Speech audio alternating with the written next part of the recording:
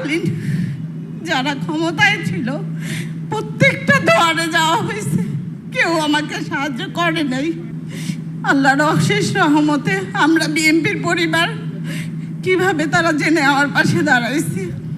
2024 5ই August দিন ও আমাকে বলে, আমার সেনাপ্রধান ভাষণ দিবে, টিভিতে ভাষণটা দেখতে হবে, চলো আমরা নানুর বাসায় যাই। ওকে নিয়ে আমি আমার মার বাসায় যাই।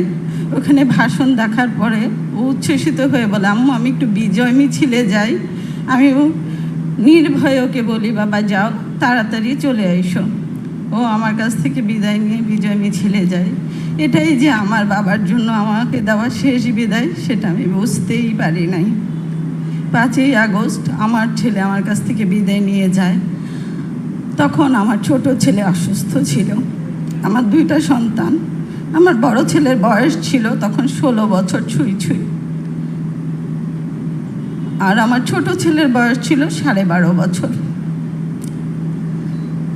আনুমানিক সন্ধ্যা 7টার পরে একটা ফোন আসে যে আমার ছেলে ইনজুরি হয়েছে। আমি ফোনটা পাওয়ার পরে মনে করছি ব্যথা পাইছে।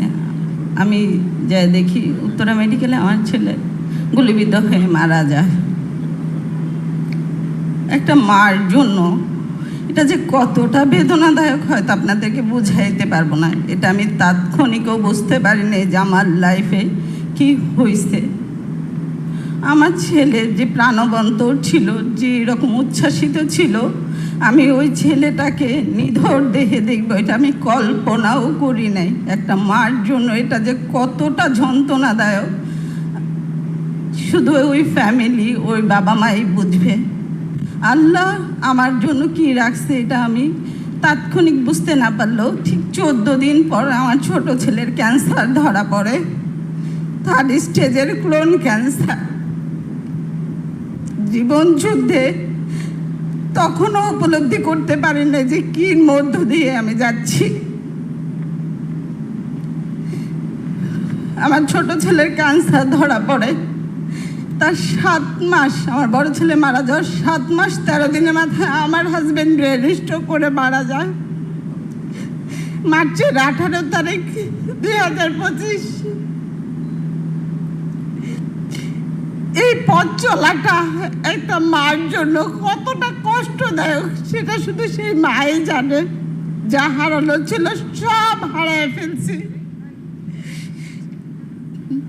তৎকালীন যারা ক্ষমতায় ছিল প্রত্যেকটা দুয়ারে যাওয়া হয়েছে, কেউ আমাকে সাহায্য করে নাই। আল্লাহর অশেষ রহমতে আমরা বিএনপির পরিবার কিভাবে তারা জেনে আমার পাশে দাঁড়াইছে। আমার ছোট ছেলের 18টা কেমো, 33টা রেডিও, 2টা সার্জারি গত বছর 8 তারিখে কমপ্লিট হয়েছে। আমি আমার পক্ষ থেকে, আমার ফ্যামিলির পক্ষ থেকে আমরা বিএনপির পরিবার মাননীয় প্রধানমন্ত্রী তাকে আন্তরিকভাবে ধন্যবাদ জানাচ্ছি। হয়তো উনি আমার পাশে না থাকলে এই পথ চলাটা আমার দ্বারা কোনোভাবেই সম্ভব হইতো না। ইভেন তার পাশে পাশে আমরা বিএনপির পরিবারের প্রত্যেকটা সদস্য যাদেরকে আমি কখনো চিনিই নেই, তারা পার্সোনালি আমার খবর নিছে। এর মধ্যে বলতে হবে মিল্লাত ভাই, মিথুন ভাই, অ্যানি ভাই, রোমন ভাই এমন একটা মানুষ, প্রধানমন্ত্রী বলার পর থেকে উনি 2-1 দিন পর পর আমি কেমন আছি, জিসান কেমন আছে খবর নিছে। আমার হাজব্যান্ড মারা যাওয়ার পরে মেন্টালি, আর্থিক, সামাজিক যতটুকু সাপোর্ট পাওয়া দরকার আমি বিএনপির কাছ থেকে পাইছি। আমি হয়তো আপনাদেরকে বুঝাইতে পারবো না এই পথ চলার জন্য আমাকে তারা কিভাবে সাহায্য করছে।